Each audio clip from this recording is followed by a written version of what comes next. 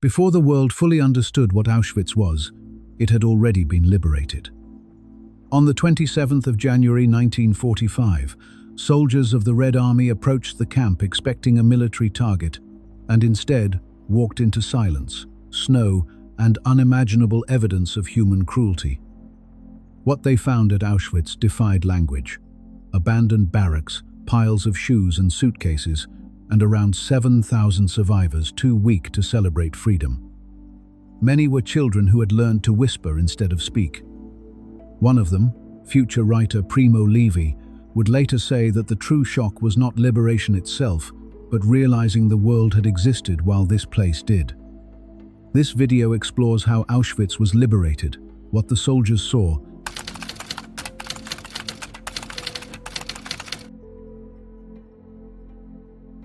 in the pre-dawn darkness of the 1st of September 1939, German warplanes screamed across the Polish border, and the world as Europe knew it ceased to exist. The invasion of Poland, launched without a formal declaration of war, marked the beginning of the Second World War and set into motion a chain of events that would culminate in the greatest crime in human history. Within weeks, the Polish military had been crushed by the unprecedented speed and brutality of Blitzkrieg warfare. Warsaw fell on September 27 after relentless aerial bombardment, and by early October, Poland had been partitioned between Nazi Germany and the Soviet Union, according to the secret protocols of the Molotov-Ribbentrop Pact. For the 35 million people of Poland, including over 3 million Jews, the largest Jewish population in Europe, the nightmare was only beginning. Adolf Hitler viewed the conquest of Poland not merely as territorial expansion, but as the first step in acquiring Lebensraum, the living space that Nazi ideology deemed essential for the Germanic race.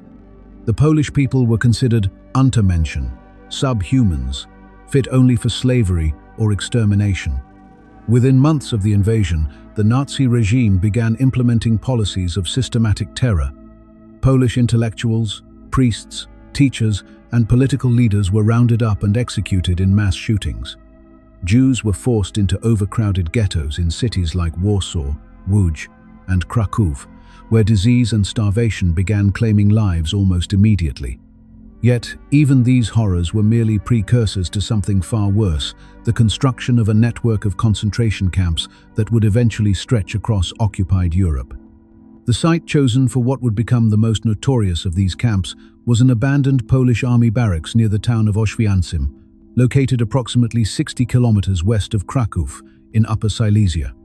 The Germans renamed the town Auschwitz, and on the 27th of April 1940, SS Reichsführer Heinrich Himmler ordered the establishment of a concentration camp there. The first commandant was Rudolf Höss, a 39-year-old SS officer who had previously served at Dachau and Sachsenhausen concentration camps in Germany. Höss arrived in May 1940 and immediately set about transforming the dilapidated barracks into a functioning camp. The first transport of prisoners, 728 Polish political prisoners from Tarnów, arrived on the 14th of June, 1940. They were assigned numbers 31 through 758. The first 30 numbers had been reserved for German criminals who would serve as capos, prisoner functionaries who helped the SS maintain order through violence. In its initial conception, Auschwitz was not yet a death camp. It functioned primarily as a concentration camp for Polish political prisoners, a place of brutal forced labor, torture, and execution, but not yet the industrialized killing center it would become. The infamous wrought iron gate bearing the cynical inscription Arbeit macht frei, work sets you free, was installed above the main entrance, a cruel mockery that greeted every prisoner who passed beneath it. Conditions were horrific from the beginning. Prisoners were subjected to starvation rations, back-breaking labor, random beatings, and medical experiments. The death rate was staggering, but the killing remained somewhat haphazard rather than systematic. Everything changed in 1941.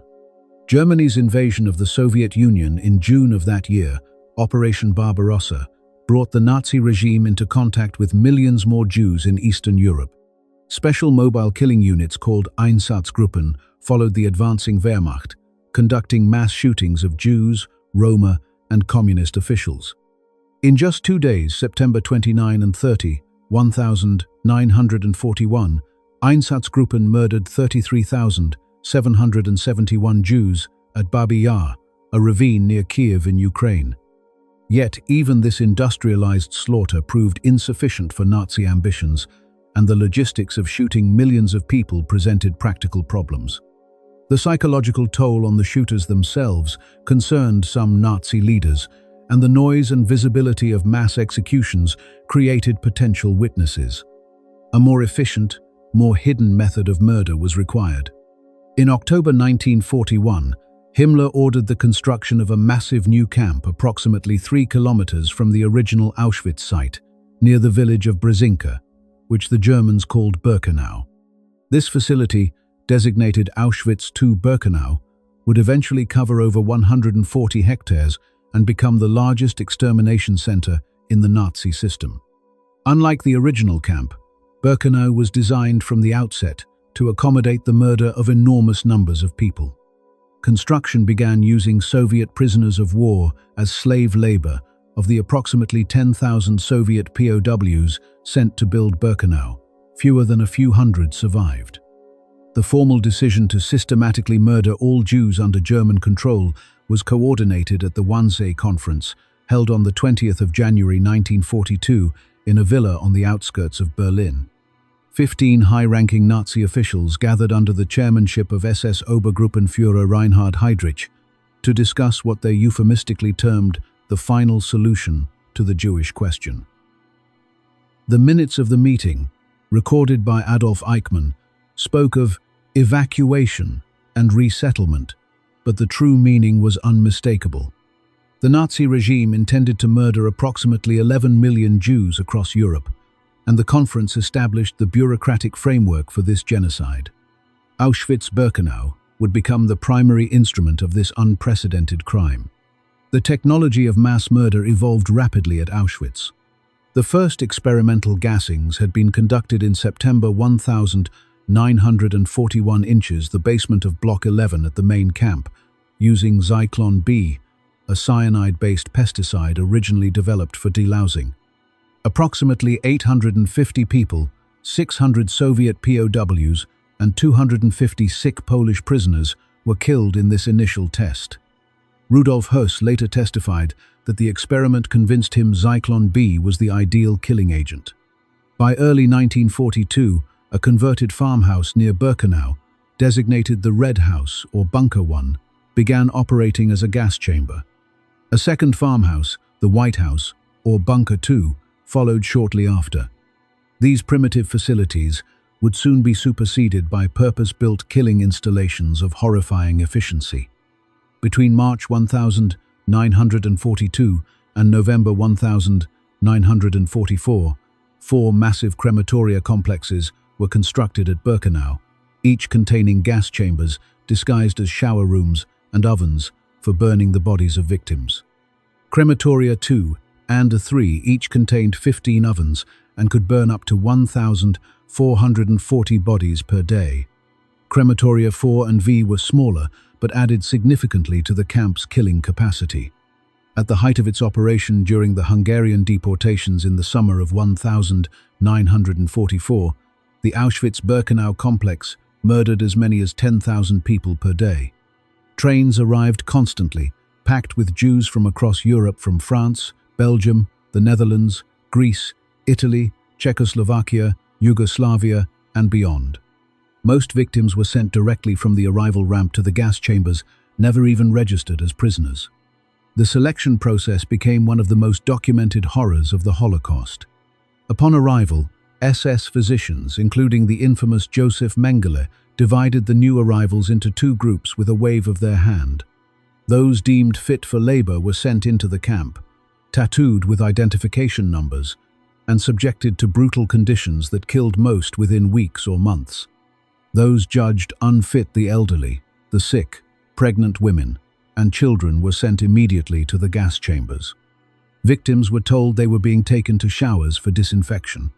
They were ordered to undress and remember where they had left their belongings so they could retrieve them afterward. They were led into the chambers, the heavy doors were sealed, and Zyklon B crystals were dropped through openings in the ceiling. death took between 15 and 20 minutes. The scale of murder at Auschwitz defies comprehension. Historians estimate that approximately 1 million people were killed at the camp complex, including roughly 1 million Jews, between 70,000 and 75,000 non-Jewish Poles, 21,000 Roma, 15,000 Soviet prisoners of war, and thousands of others, including Jehovah's Witnesses, homosexuals, and political prisoners from across occupied Europe. The largest single national group of Jewish victims came from Hungary, where over 430,000 Jews were deported to Auschwitz in just 8 weeks during May and June 1944. An estimated 320,000 of them were murdered upon arrival, never even entering the camp as registered prisoners. Daily life for those selected for labor was a relentless struggle for survival. Prisoners were woken before dawn, forced to stand for hours during roll calls regardless of weather, and marched to work sites where they performed crushing manual labor on starvation rations. The official daily food allocation was approximately 1,300 to 1,700 calories, far below what was needed for survival, let alone hard labor. Prisoners ate watery soup made from rotting vegetables, small portions of bread mixed with sawdust, and occasional scraps of margarine or sausage. Disease was rampant, with typhus, dysentery, tuberculosis, and typhoid fever sweeping through the overcrowded barracks. The average life expectancy for a prisoner at Auschwitz was measured in weeks. Yet even as the killing continued at Auschwitz, the tide of war was turning. The Soviet Union, having survived the initial German onslaught, began pushing back. The catastrophic German defeat at Stalingrad in February 1943 marked the beginning of a long westward retreat. Throughout 1943 and 1944, the Red Army liberated vast territories, reclaiming Ukraine, Belarus, and the Baltic states from Nazi occupation. By the summer of 1944, Soviet forces had reached the pre-war borders of Poland. The Lublin-Brest offensive in July 1944 brought the Red Army to the outskirts of Warsaw and liberated the Majdanek concentration camp, the first major Nazi camp encountered by Allied forces. The discovery of Majdanek, with its gas chambers and crematoria still intact, provided the first concrete evidence to the outside world of the full horror of the Nazi extermination program. As 1944 drew to a close, Soviet forces continued their inexorable advance. The Germans knew that Auschwitz lay directly in the path of the coming offensive. Inside the camp, the machinery of murder continued operating until the very end. The last gassings at Birkenau took place in late October or early November 1944, after which Himmler ordered the gas chambers destroyed.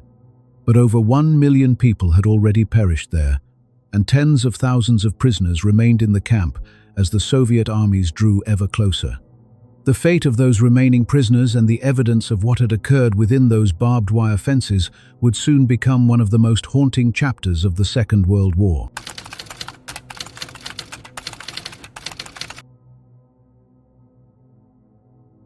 By January 1945, the Third Reich was crumbling. Allied forces pressed from the west following the Normandy invasion, while in the east, the Soviet Union had transformed from a nation fighting for survival into an unstoppable juggernaut rolling toward Berlin. The German army that had once conquered most of Europe now retreated on all fronts, leaving behind a trail of destruction and desperate attempts to conceal the crimes committed during years of occupation. Nowhere was this desperation more evident than in the concentration camps of occupied Poland, where millions had been murdered and where tens of thousands of living witnesses still remained behind barbed wire. The Nazi leadership faced an impossible choice: what to do with the prisoners of Auschwitz as the Red Army approached. The answer came in the form of one of the most brutal episodes of the final months of the war, the death marches that would claim thousands of additional lives even as liberation drew tantalizingly close.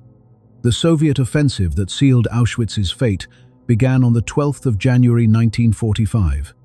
The Vistula Oder offensive was one of the largest military operations in history, involving over 2 million Soviet soldiers, 6,000 tanks, and 40,000 artillery pieces along a front stretching from the Baltic Sea to the Carpathian Mountains. Marshal Georgy Zhukov commanded the 1st Belarusian Front in the center, while Marshal Ivan Konev led the 1st Ukrainian Front to the south. Their objective was nothing less than the destruction of German forces in Poland and the opening of a direct path to Berlin. The offensive achieved complete surprise and overwhelming success. Within days, Soviet forces had broken through German defensive lines and were advancing at speeds of up to 30 kilometers per day. The German military command, already stretched beyond breaking point, could offer only piecemeal resistance as entire army groups disintegrated. Inside Auschwitz, the rumble of distant artillery became audible in early January. Prisoners who had survived years of hell began to whisper among themselves about the approaching front. Some dared to hope that liberation might finally come, while others feared what the SS might do in these final hours. Their fears were justified. Heinrich Himmler, who had overseen the construction of the concentration camp system and the implementation of the final solution, issued orders regarding the fate of the camps in the path of the Soviet advance. Under no circumstances were prisoners to fall into enemy hands alive. They knew too much, had seen too much, and could testify to crimes that the Nazi leadership still hoped to conceal from the world. The evacuation of Auschwitz began on the 17th of January, 1945, just 5 days after the start of the Soviet offensive. By this point, approximately 67,000 prisoners remained in the Auschwitz complex, including the main camp, Birkenau, and the numerous subcamps scattered across the region. SS guards roused prisoners from their barracks in the bitter cold of the Polish winter, where temperatures had plunged to -20 degrees Celsius. Those capable of walking or those whom the SS judged capable, regardless of their actual condition, were formed into columns and marched out through the gates. They were given no additional clothing, no extra food, and no explanation of where they were going. They were simply told to walk. Over the next several days, between January 17 and 21, approximately 56,000 prisoners were forced to march westward, away from the approaching Soviet forces. The columns stretched for kilometers along snow-covered roads, guarded by SS men with orders to shoot anyone who fell behind. Prisoners wore the same thin, striped uniforms that had offered inadequate protection in the barracks.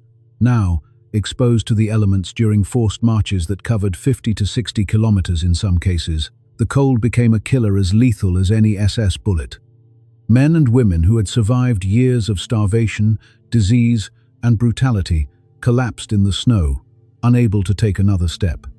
When they fell, SS guards shot them where they lay. The roads leading west from Auschwitz became lined with corpses. The testimonies of survivors paint a harrowing picture of these marches.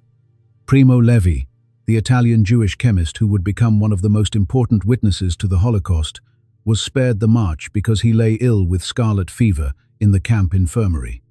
But he later collected accounts from those who survived the evacuations. Prisoners described the sound of gunshots echoing continuously as guards executed the exhausted and the fallen. They spoke of watching friends and family members collapse and knowing they could not stop to help without meeting the same fate. They remembered the terrible arithmetic of survival, calculating whether to share a crust of bread with a weakening companion or to conserve strength for one's own survival. The exact death toll of the Auschwitz death marches remains difficult to establish with precision, but historians estimate that at least 9,000 to 15,000 prisoners died during the evacuations. Some were shot by guards. Others froze to death during rest stops in open fields or abandoned buildings. Many simply collapsed from exhaustion, their bodies pushed beyond any possible endurance. Those who survived the marches were loaded onto open freight cars and transported to concentration camps deeper inside Germany. Buchenwald, Dachau, Mauthausen, Bergen-Belsen, and others where many would die in the chaotic final months of the war. While the prisoners marched toward an uncertain fate, the SS personnel remaining at Auschwitz turned their attention to destroying evidence. The Nazi regime had documented its crimes with characteristic German thoroughness, maintaining detailed records of transports, selections, deaths, and even the belongings confiscated from victims. Now, as Soviet forces approached, this documentation became a liability. In the days following the evacuation, SS officers and guards worked frantically to burn papers, files, and records that could serve as evidence of genocide. Bonfires consumed transport lists, death registers, and administrative files. The flames erased names, dates, and numbers that had recorded the murder of over 1 million human beings. The physical infrastructure of murder received similar treatment. The gas chambers and crematoria of Birkenau, where the majority of Auschwitz's victims had been killed, had already ceased operation in November 1944 when Himmler ordered the gassing stopped. Now the SS set about destroying these facilities entirely. On the 20th of January 1945, demolition crews placed explosives in crematoria 2 and 3, the largest of the killing installations. The detonations collapsed roofs and walls, leaving the gas chambers and ovens in ruins. Crematorium V was blown up on January 26, just one day before Soviet forces would arrive. The intent was clear, to leave nothing behind that could definitively prove the scale of what had occurred. Yet the destruction was incomplete, hampered by time constraints and the chaos of retreat. Crematorium I, at the main Auschwitz camp, which had been converted to an air raid shelter, was left largely intact. The ruins of the destroyed crematoria still contained enough structural evidence for investigators to reconstruct their function. Most significantly, the SS failed to destroy the massive warehouses containing the belongings of victims. These storehouses, known to prisoners as Canada because the country represented unimaginable wealth and abundance, held mountains of clothing, shoes, suitcases, and personal effects, stolen from those who had arrived on the transport trains. Some warehouses were set ablaze, but many survived, with their terrible contents intact. Among the approximately 67,000 prisoners who had been in the Auschwitz complex when the evacuation orders came, roughly 7,000 were left behind. These were the sickest, the weakest, those whom the SS judged incapable of surviving the march and therefore not worth the effort of forcing along. Many lay in the camp infirmaries, suffering from typhus, tuberculosis, dysentery, and the effects of prolonged starvation. Others had been working in the camp when the evacuation began and had managed to hide or were simply overlooked in the chaos. The SS guards departed with the marching columns, leaving behind only a small rear guard that focused on demolition rather than prisoner control. For those 7,000 remaining prisoners, the days between the evacuation and liberation became a strange limbo, terrifying yet hopeful, deadly yet offering a chance of survival. The prisoners left behind faced immediate dangers. Some SS guards remained and continued to shoot prisoners at random. The winter cold threatened those too weak to find shelter or fuel for fires. Perhaps most dangerous was the complete breakdown of the camp's already minimal food distribution system. With the SS administrative structure gone, prisoners were left entirely to their own devices to find sustenance. Some managed to raid abandoned SS stores. Others ate whatever they could find: leather, paper, even attempting to consume inedible materials in their desperation. The infirmaries became particularly grim, filled with patients too sick to scavenge for themselves and dependent on companions who were often barely capable of caring for themselves. Meanwhile, the Soviet advance continued with remarkable speed. The 60th Army of the First Ukrainian Front, commanded by General Pavel Kurochkin, swept through the region surrounding Auschwitz, encountering sporadic German resistance, but generally advancing rapidly through a landscape of abandoned positions and fleeing enemy forces. Soviet intelligence was aware that concentration camps existed in the area they had liberated Majdanek 7 months earlier and had some understanding of what the Nazi camp system entailed. Yet the specific horrors awaiting them at Auschwitz remained largely unknown. Military objectives focused on destroying German forces and advancing toward Berlin rather than liberating camps, which were encountered incidentally along the route of advance rather than being specifically targeted. The final hours before liberation were marked by explosions, gunfire, and uncertainty. On January 26, SS demolition teams detonated the last of the crematoria they could reach. Scattered shootings continued as remaining guards killed prisoners or fought brief skirmishes with advancing Soviet reconnaissance units. Prisoners huddled in barracks, listening to the sounds of battle drawing closer, unable to know whether rescue or further massacre awaited them. Some reported seeing German vehicles fleeing westward along roads visible from the camp. Others watched columns of smoke rising from burning buildings and wondered what evidence was being destroyed. As darkness fell on January 26, the remaining prisoners of Auschwitz could hear Soviet artillery closer than ever before. The next day would bring liberation and the beginning of the world's confrontation with the full horror of what had occurred behind the barbed wire fences of the largest death camp in human history.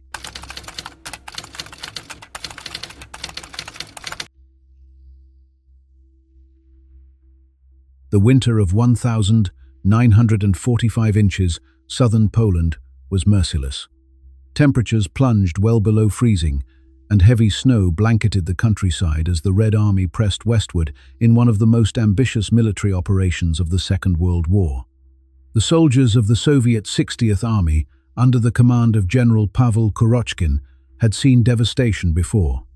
They had witnessed the ruins of Stalingrad, liberated towns reduced to rubble, and encountered the aftermath of Nazi occupation across Eastern Europe. Yet nothing in their experience could have prepared them for what awaited behind the barbed wire fences of a sprawling complex near the Polish town of Auschwitz, known to the Germans as Auschwitz. On the 27th of January 1945, around 3:00 inches the afternoon, advance scouts from the 322nd Rifle Division of the 60th Army approached the perimeter of the camp. The snow crunched beneath their boots as they moved cautiously, uncertain of what resistance they might encounter. The SS had largely fled days earlier, and the silence that greeted the Soviet soldiers was eerie, broken only by the winter wind. When they cut through the fences and entered the grounds of Auschwitz I and the vast killing center of Auschwitz II, they stepped into a landscape of horror that would forever alter the world's understanding of human cruelty. The first thing many soldiers noticed was the smell, an acrid, persistent odor that lingered despite the cold. Then came the faces. Approximately 7,000 prisoners had been left behind by the fleeing Nazis, deemed too weak, too sick, or too close to death to survive the forced marches westward. These survivors were living skeletons, many weighing less than 35 kilograms, their eyes hollow and their bodies ravaged by typhus, dysentery, tuberculosis, and starvation. They emerged from barracks, wrapped in thin blankets or whatever rags they could find, barely able to stand. Some collapsed at the sight of their liberators. Others wept silently, unable to comprehend that their nightmare might finally be ending.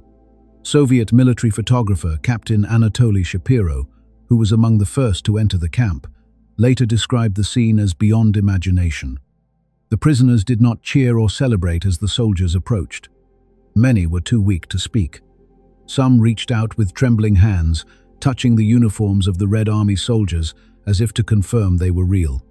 The liberators, hardened by years of brutal warfare, found themselves overwhelmed.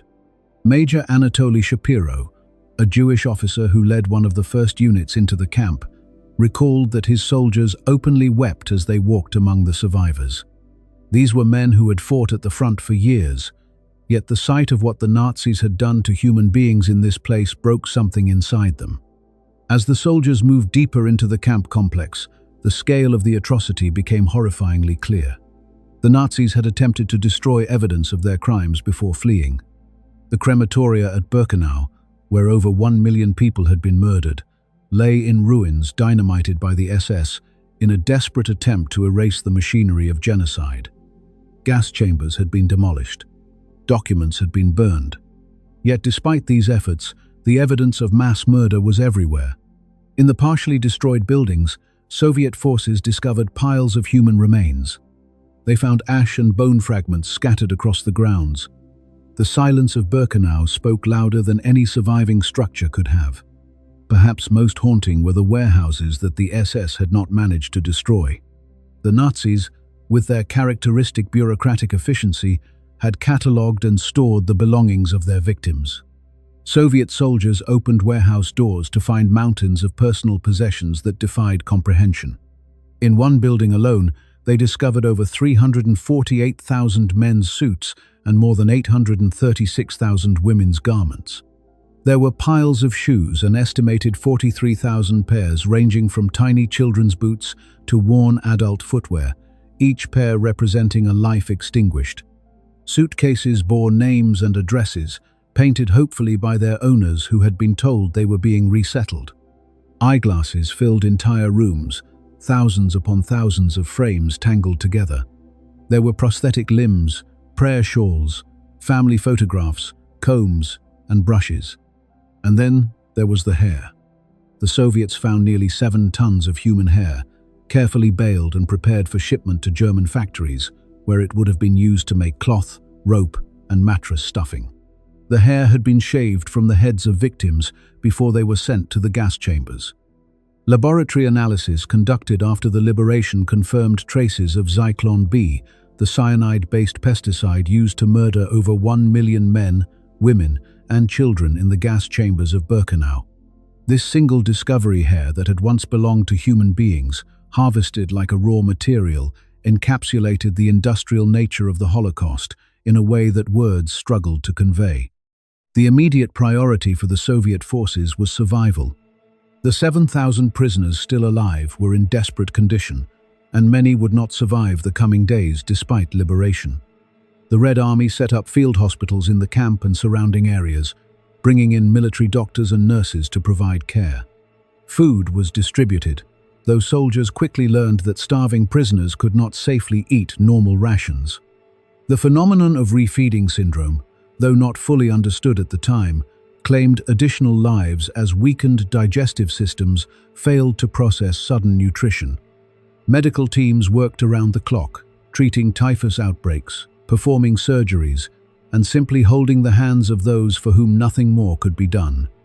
In the weeks following liberation, approximately 500 of the remaining prisoners died, despite receiving care, their bodies too damaged to recover. Among those who survived were individuals whose testimonies would become central to the historical record of the Holocaust. Primo Levi, an Italian Jewish chemist, had been imprisoned in Auschwitz III Monowitz, a subcamp that provided slave labor to the IG Farben chemical company. He was lying in the camp infirmary with scarlet fever when the Germans fled and the Soviets arrived. In his memoir, If This Is a Man, Levi described the strange silence of those final days, the uncertainty, and the moment when liberation came not with celebration but with a kind of exhausted disbelief. He wrote of the shame that accompanied freedom, the shame of the survivors who had witnessed humanity at its worst and who would carry that knowledge forever. Another survivor, Gisela Perl, was a Jewish gynecologist from Hungary who had been forced to work under the infamous Dr. Joseph Mengele. She later testified about the horrors she witnessed and the impossible choices prisoners faced. Her accounts, like those of countless others, formed the foundation of our understanding of daily existence within the camp, the selections, the arbitrary cruelty, the tiny acts of resistance and solidarity that represented the persistence of humanity in inhuman conditions. The liberation of Auschwitz marked not an ending but a beginning. For survivors, the years ahead would be filled with the struggle to rebuild shattered lives, to find family members who had vanished, and to bear witness to what they had endured. For the world, the 27th of January, 1945, would eventually become a date of remembrance. In 2005, the United Nations designated this day as International Holocaust Remembrance Day, ensuring that the opening of Auschwitz's gates would be commemorated annually across the globe. The site itself became a museum and memorial, visited by millions who walk the same paths the Soviet soldiers walked 8 decades ago, who stand before the piles of shoes and suitcases and try to grasp the magnitude of what occurred there. The soldiers who liberated Auschwitz could not have known, in that frozen January afternoon, that they were creating a turning point in human consciousness. They were exhausted men at war, focused on immediate survival, both their own and that of the ghostly figures emerging from the barracks. Yet their discovery pulled back the curtain on a crime so vast that it demanded new vocabulary. The word genocide had been coined only a year earlier by the Polish Jewish lawyer Raphael Lemkin, who sought to describe the systematic destruction of entire peoples. Auschwitz gave that word its fullest, most terrible meaning. On the 27th of January 1945, the gates of Auschwitz were opened by Soviet soldiers, not with cheers, but with silence, shock, and the weight of what the world had allowed. They found 7,000 survivors, children hiding in barracks, snow falling on a place built to erase names. Primo Levi, who survived, later warned us, "It happened, therefore it can happen again." This is how Auschwitz was liberated, not as an ending, but as a beginning of memory. Thank you for watching. Remember,